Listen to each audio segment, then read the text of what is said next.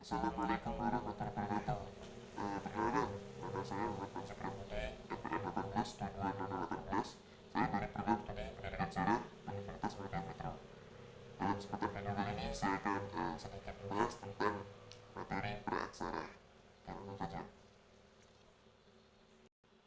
Oke, praaksara itu tergabung dari dua suku kata, yaitu pra dan aksara. Pra itu artinya sebelum dan aksara itu tulisan, jadi bisa dikatakan sebelum mengenal tulisan. Kemudian ada juga yang mengatakan dengan istilah nirleka. Nir itu yang artinya tanpa, dan leka tulisan, jadi bisa disebut juga dengan tanpa tulisan. Ketika manusia belum mengenal tulisan, dilakukan dengan bantuan alat sederhana seperti batu, tulang, dan tanduk binatang, serta peralatan dari logam.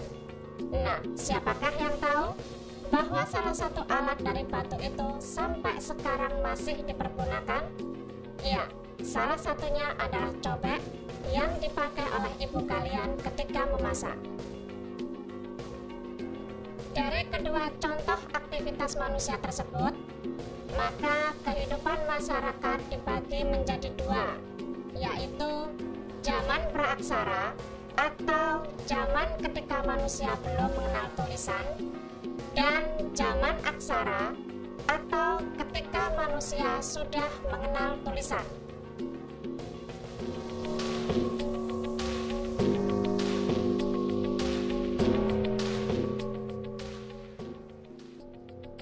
Sesuai dengan pembelajaran materi kita kali ini, marilah kita bahas lebih lanjut mengenai zaman praaksara. Pada zaman praaksara, proses kehidupan manusia masih sangat sederhana. Hal ini bisa diketahui dari benda-benda peninggalannya. Zaman praaksara dibagi menjadi 5. Di antaranya adalah yang pertama, zaman Paleolitikum.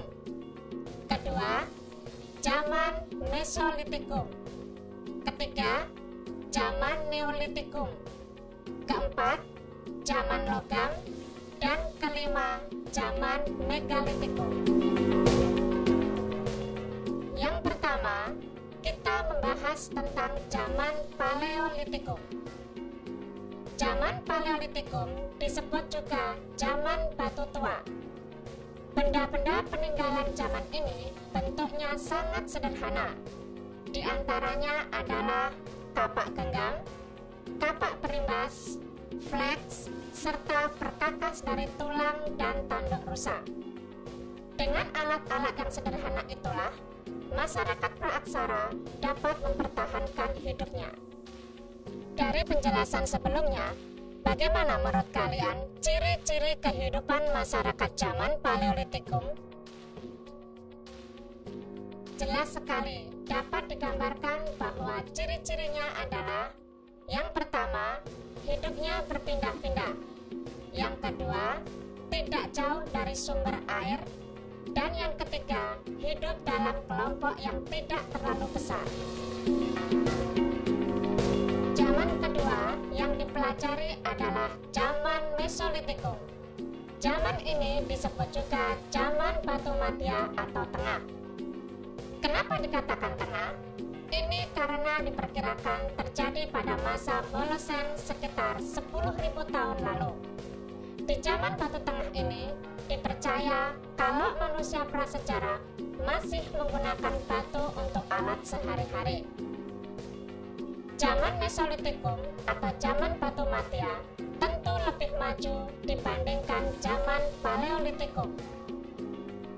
Perkembangan budayanya pun cepat, berkat beberapa faktor seperti berikut. Yang pertama, keadaan alam pada masa ini relatif lebih stabil, sehingga manusia bisa hidup dengan suasana yang lebih tenang, sehingga mereka dapat mengembangkan kebudayaannya.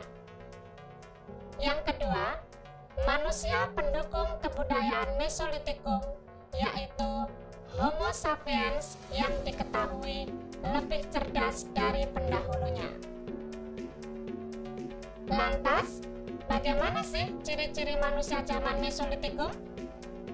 Mesolitikum mempunyai ciri-ciri yang bisa membuat kita lebih mudah untuk mengenali zaman ini, yaitu pertama, sudah tidak lagi nomaden atau sudah mempunyai tempat tinggal yang semi permanen seperti di dalam gua dan di tepi pantai. Kedua, sudah mempunyai kemampuan untuk bercocok tanam walaupun masih menggunakan cara yang sederhana. Ketiga, sudah mampu membuat kerajinan dari gerabah. Yang keempat, masih melakukan food catering atau mengumpulkan makanan. Yang kelima, alat-alat yang dihasilkan hampir sama dengan zaman Paleolitikum, yaitu alat-alat yang terbuat dari batu dan masih kasar. Keenam, ditemukannya sampah dapur yang disebut Kyoken Mondinger. Contoh alat yang dihasilkan pada zaman Mesolitikum adalah kapak genggam Sumatera, kapak pendek, dan pipisan. Zaman yang ketiga adalah zaman Neolitikum. Zaman Neolitikum sering disebut sebagai zaman batu muda. Pada masa ini, manusia mulai berubah dari segi perilakunya.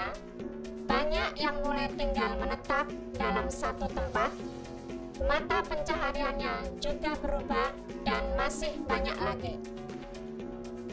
Pada masa itu juga terjadi pengenalan aksara dan bahasa baru yang digunakan untuk berkomunikasi pertama kali. Mata pencaharian pada masa Neolitikum mulai berubah menjadi bercocok tanam, berkebun, membuat tembikar, beternak, dan sebagainya. Alat-alat yang dihasilkannya pun sudah mulai berkembang dibandingkan dengan zaman sebelumnya. Contohnya adalah kapak persegi, kapak lonjong, gerabah, perhiasan, anyaman, dan tembikar.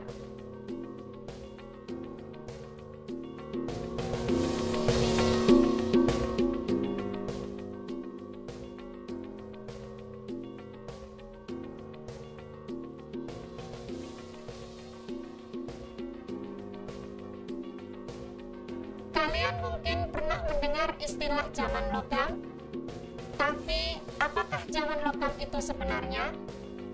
Zaman logam dibawa oleh adanya migrasi bangsa Deutero Melayu muda ke Indonesia.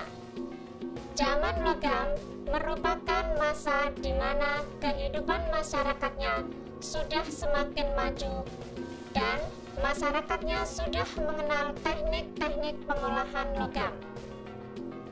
Terdapat dua teknik pembuatan alat-alat dari logam, yaitu menggunakan teknik bivalve dan teknik Cir-Perdue. Dalam teknik bivalve, digunakan cetakan batu atau tanah liat sebagai medianya yang terdiri dari dua bagian. Kedua bagian cetakan terlebih dahulu disesuaikan dengan benda yang akan dibuat. Kedua bagian itu ditangkupkan menjadi satu yang menyisakan lubang sebelum logam dituang. Satu lubang untuk tempat menuang logam, sedangkan lubang yang lainnya untuk jalan udara yang keluar dari cetakan saat logam dituangkan. Setelah dingin, maka cairan logam tersebut akan mengeras dan membeku. Teknik Cir-Perdue pertama-tama yang dilakukan adalah membuat model dari lilin terlebih dahulu sebelum benda itu dicetak. Kemudian, model lilin ini dibungkus dengan tanah liat dan dibakar. Lilin akan mencair keluar melalui lubang yang sudah dibuat, sedangkan tanah akan mengeras. Cetakan tanah liat yang berongga ini kemudian dituangkan cairan logam. Setelah dingin, cetakan dipecah untuk mengeluarkan benda logamnya. Cetakan ini hanya dapat digunakan sekali saja. pada cetakan dengan menggunakan teknik ini mempunyai cacat akibat tidak rapatnya saat penutupan cetakan itu. Hasil kebudayaannya yaitu: pertama, nekara; kedua, moko; ketiga, kapak corong; keempat, candrasa; kelima, arca perunggu; dan keenam, manik-manik.